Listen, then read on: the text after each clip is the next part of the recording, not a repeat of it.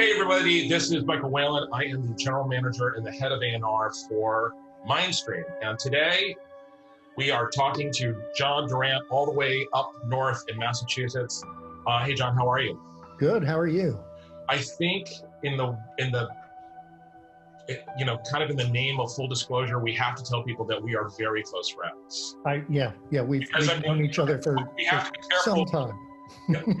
We have known each other for a long time. I have never seen you naked, but the bottom line is we have to keep the level of inside jokes to a minimum, or we at least have to explain them. So, I am very, very, very, very excited because you have a record coming up for us. So, Soul of a River, absolutely beautiful record coming up October 9th on myndstream. You are a new guy in the myndstream universe, so how would you like to introduce yourself to everybody? Old geezer that's been around for a very long time, making interesting and eclectic music that is impossible to categorize, and that's precisely what makes it cool. Yeah. And I'm a guitarist, but this new record is actually based on piano, so once again, throwing myself for a loop. Who knew? Literally a loop. I mean, yes. Well, there's that. Yes. So one of the things that I love about your playing is you're so tasteful and so musical, but you use processing in a very musical way. So talk to people about how you actually process your guitar. Like what do you do? And we need to keep this conversation sort of at the base level. Level. So, so what ends up happening is I have a whole series of effects processors that I use, and that changes over the course of time as I add something new or bring something in, take something out, change this or change that. But among the things that are sort of staples are I use a lot of delays, and we hit on looping, which I think people understand now the concept of looping a little bit. But the idea is that you record a segment of music and it keeps playing, and then you can play over the top of it. It's over and over again. Over and over and over again, and you get to play over the top of it. And I've been doing this a long time. First digital delay I got would have been 1983. So, wow. I've been at it since then. By utilizing these processors and utilizing some pitch shifting and reverb and things like that add space and character and depth and texture. A lot of people think what I'm doing is synthesis, and it's just processed guitar. I get a lot of that over the course of my life. It's oh, great synth sounds. Yeah. Well, I think one of the things that confuses people is that there is so much loopy processed guitar, especially used in film scores now. Yeah. That I think a lot of people have a very hard time distinguishing like a pad sound that I might use on a synth and like one of your textures that has 5 delays on it and stuff, and it's doing it's whatever. And I think that's okay. I think they can live in the same world, and you and I worked together many times, and they actually marry beautifully together. They do. They really one of my things can lead really nicely into one of yours, and they sit in a similar space, but they don't butt heads. They actually they kind of swarm around each other in a really eloquent sort of way. Yeah. I think what would be okay. You have a kind of voluminous discography at this point. So before we start talking about the new album, if you had to pick out maybe 2 or 3 sort of milestone Jon Durant records, like what should people be looking for? The first one I think I would pull up is my solo album, Parting Is.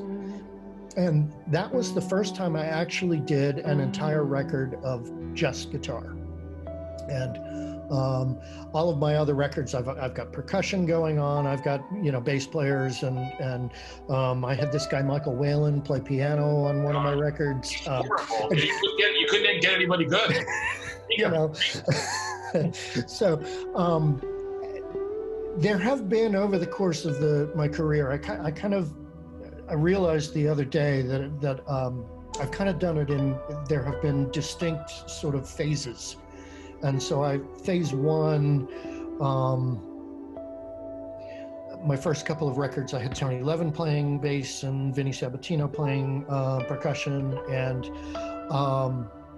we were really limited in track space because that was back in the days of the DA-88. Remember those? Oh no! For you civilians, DA-88 tape, bass, digital 8-track recorder. Oh, the horror! Yeah. Oh my God! And I remember having to deliver film scores like stems on DA-88. It's just like this night. Yeah. Yeah, right. So, you know, so those first couple of records were done that way, and then I went, you know, into the digital domain, and I had I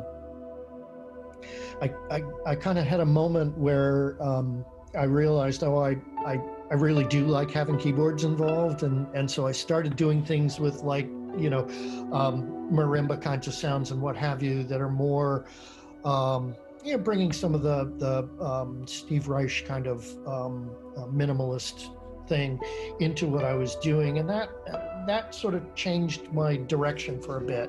Nice. And I did a couple records like that, and then I took a lengthy break after 2007, and actually spent that time having a band with my kids, which was brilliant. I mean, I don't think I've ever had as much fun in my life playing music as I did doing that. And then like Partridge Family, but cooler. Yeah, right. And then, and when I came back, there was a really important element that changed, which was that instead of having Tony Levin on bass, I started working with Colin Edwin from the band Porcupine Tree. And that collaboration... For you guys who do not know what Porcupine Tree is, there is a brilliant producer, writer named Steve Wilson, who has this band Porcupine Tree, wonderful rock, prog, yeah, flavor of stuff. Modern progressive rock that really sort of, they connected with a lot of people at a really deep level. And Colin is an amazing musician. Colin's an amazing musician, and what happened was that the two of us just connected at a really deep level and have been working together since. We have 3 albums under the name Burnt Belief as a band, and then such a great name.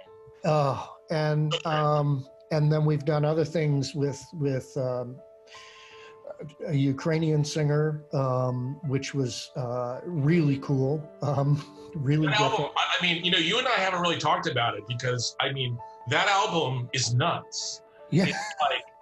It's like you're having like a personality transplant. It's like Ukrainian kind of fused together with your prog kind right, of and aesthetic, and it's like, oh my God. What I loved about doing that record was that for the first time ever on record, I played a whole bunch of really sort of normal guitar. Yeah. Like I'm strumming chords on occasion. Wow. Right? Wow. Calm down. Right. Serious. Strumming a guitar. Wow. Who would have thunk it, you know? I know, seriously. But, you know, alongside of that are all the textures, and there are some really pretty intense leads on there too. So it was a really fun record for me to do, and just, you know, great people involved. So yeah, it was great. It's a really cool record. I mean, full disclosure, it takes a second to kind of adjust your ear. Yes. I mean, she's an amazing vocalist, but it's like, it's not what you hear in the West. It's not. No, it's totally not. You know, I mean, the way I look at it is you remember probably late 80s, early 90s, there was a thing with the Bulgarian choir that just kind of blew up, right? Okay. And it's very similar to that, but now it's front and center with a rock band. It's really cool, but it doesn't explain at all how you have arrived at this new album, Soul of a River, and wait for it, piano. And you sent me some of this stuff, and I was like, oh great, I'll replace the piano. And you're like, no, we're gonna go with it the way it is. And I'm like, okay.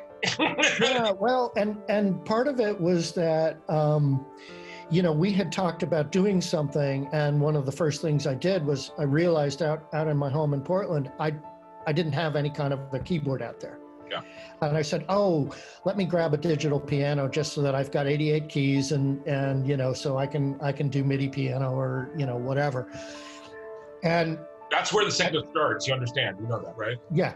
So what happened was that I had this idea one day. Why don't I plug it into my guitar rig? Take the output from the digital piano, the crap digital piano sound, run it through my guitar rig. And next thing I knew, I start, I build loops, right? And I start doing these things and I start going, oh, this is cool. I like this. And I started building this piece. And my initial thought was I'm going to have a good piano player play it. And then I started talking to a couple of people and they were like, well, but what would you want me to do? I thought, okay. That's what you've already done. I've already done it. Okay. And so, let me ask you a geeky technical question. So how do you actually trigger the piano from the guitar? So is this like a guitar synthesizer? Well, I do have MIDI guitar so that I can do that, but I'm actually physically playing piano. Got it. And part of that is that, over the years, like on the Burnt Belief records and even on the Edwin Durant Covington record, there are some piano bits on those records. And I always kind of had this idea that, once again, we'll hire somebody, and Colin always said, no, what you did is just fine. It works great. And I do play guitar synth, and I'll do mini Moog solos, right? But for piano, something about putting your hands on the keys feels better to me than playing. And I can get deeper harmonically on the guitar because my fingers just go to chords that I have to think about on piano. Right. My technique on piano is limited, and I don't have the touch that I might like.